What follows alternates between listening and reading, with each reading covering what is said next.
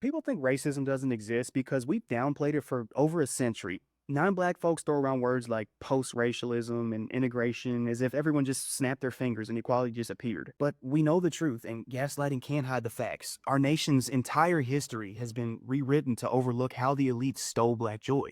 The Romans twisted Ethiopian Christianity, and then the colonizers forced that oppressive version of our own religion on us. They stole our worship. After the Stono Rebellion, South Carolina passed the Negro Act of 1740, which banned slaves from playing drums. They took our rhythm. The first formal U.S. police units were created to funnel black people into slavery.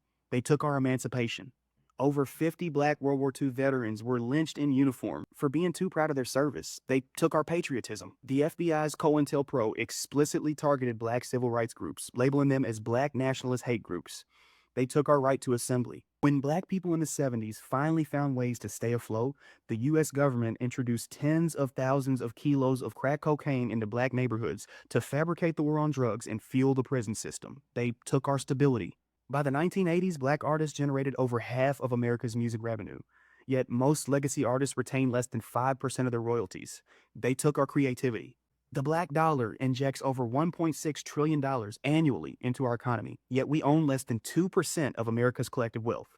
They took our financial freedom. Black students are suspended almost 4 times more often than white students for the same exact disruptive behaviors. They took our youth's education. And to add insult to injury, they gentrified everything they took and hoarded the spoils. Black joy is one of the most unfiltered forms of resilience. It's embedded in our DNA, straight from the source. At every turn, black folks, we smile and we dance and we pour into our communities that no one else will pour into. That resilience is uniquely infectious, which is why they work so hard to steal and stifle and rewrite our identities and pit us against each other.